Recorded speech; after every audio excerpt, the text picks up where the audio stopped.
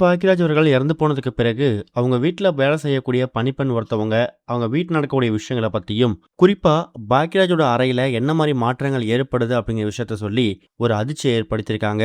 அதோட விவரத்த தான் இந்த வீடியோல பார்க்க போறோம். 73 வயசு ஆகியிருந்த பாக்கியராஜ் அவர்கள், இப்ப ரீசென்ட்டா மாரடைப்பு ஏற்பட்டு காலமாயிட்டாரு அப்படிங்கிறது நம்ம எல்லாருக்குமே தெரியும். அவர் இறந்து போனதுக்கு பிறகு, அவங்க குடும்பத்த பத்தியும், அவரோட வாழ்க்கை முறைய பத்தியும், பல பேருக்கும் தெரியாத பலவிதமான செய்திகள தினமும் பார்த்து வந்துட்டுருக்கோம். அந்த வகையில பல பேருக்கு பல உதவிகள செய்யக்கூடிய பாக்கியராஜ் அவர்கள், அவர் வீட்டுக்கு வந்து யாராவது உதவின்னு கேட்டாங்கன்னா, அவங்கள வெறும் கையோட அனுப்பக்கூடிய பழக்கம் அவருக்கு இருந்ததே கிடையாதாம். தான் ஷூட்டிங்காக வெளியூர் போயிட்டாலோ, இல்ல தான் ஊர்ல இல்ல அப்படின்னாலோ, அந்த பொறுப்ப தான் குடும்பத்தார்கிட்ட, குறிப்பா மனைவிகிட்டயும், மகன்கிட்டயும் ஒப்படைச்சுட்டு போவாரு. யாராவது கஷ்டப்படக்கூடியவங்க, இல்ல நம்ம வீட்ல வேலை செய்யக்கூடியவங்க யாராவது வந்து உதவின்னு கேட்கறாங்க, எங்களுக்கு பணம் தேவைப்படுது, மகனுக்கோ, மகளுக்கோ படிப்பு செலவு இருக்கு, திருமண செலவு இருக்கு அப்படின்னு வந்து கேட்டாங்கன்னா, அவங்கள வெறும் கையோட அனுப்பாதீங்க அப்படிங்கிற மாதிரி தான் அவர் சொல்லிட்டு போவாராம். அப்படி பல பேர் இவரால பயனடைஞ்சிருக்காங்க. மத்தவங்களுக்கு பெயர் தெரியாதவங்களுக்கு இந்த உதவி செய்யும்போது, தான் வீட்ல வேலை பார்க்கக்கூடிய, தனக்கு எல்லா விஷயங்களையும் பணிவிடைகள் செய்யக்கூடிய, தான் வீட்ல இருக்கக்கூடிய பணிப்பெண்களையும், பணியாட்களையும் பாக்யராஜ் அவர்கள் தான் குடும்பத்தோட தான் பார்த்துருந்துருக்காரு. இப்போ அவர் இறந்து போனதுக்கு பிறகு அந்த வீட்ல வேலை செய்யக்கூடியவங்க, குறிப்பா பாக்யராஜோட பணியாட்கள், பணிப்பெண் ஒருத்தவங்க என்ன சொல்லியிருக்காங்கன்னா, "பாக்யராஜ் ஐயா இறந்து போவார் அப்படின்னு எதிர்பார்க்கவே இல்ல. காலையில எப்பவும் போல நாங்க வேலைக்கு வந்துட்டோம். அதுக்கப்புறம் ஐயாவும், அம்மாவும் வாக்கிங் போனாங்க.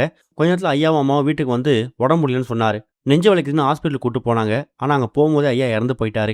இப்ப ஐயா இறந்து கிட்டத்தட்ட ஒரு 10 நாட்கள் ஆகுது. இந்த 10 நாட்கள்ல அந்த ரூம்ல ஐயாவோட இடத்துல அந்த பெட்ல அவர் இல்லைன்னு நினைக்கும்போது மனசுக்கு ரொம்ப வேதனையா இருக்கு. எங்களுக்கு எந்த மாரி கஷ்டம் வந்தாலும் சரி, அத நாங்க ஐயா கிட்ட தான் ஷேர் பண்ணுவோம். ஐயா வந்து ரூம ரொம்ப சுத்தமா வச்சுக்கணும்னு ஆசைப்படுவாரு. பாக்யராஜ் ஐயாவ பொறுத்தவரைக்கும் அவரு யாருமே கஷ்டப்படாதுன்னு நினைக்கக்கூடியவரு. அவர்கிட்ட வந்து யாராவது கஷ்டம்னு கேட்டாங்கன்னா, அவங்களுக்கு உதவி செய்யாம இருந்ததே கிடையாது. கடந்த 2, 3 நாட்களுக்கு முன்னாடி கூட அவர் ரூமுக்கு போய் பார்க்கும்போது மனசுக்கு ரொம்ப வேதனையா இருந்துச்சு. திடீர்னு ஒரு நாள் அந்த ரூம்ல இருந்த ஃபேன் வந்து திடீர்னு கீழ விழுந்துட்டு, எதனால அப்படி விழுந்துச்சுன்னே தெரியல. அந்த வீட்ல அந்த ரூம்ல ஐயா இல்ல அப்படின்னாலும், அவரோட நினைவுகள் மூலியமா அந்த வீட்ல அவர் இருக்க தான் செய்றாரு.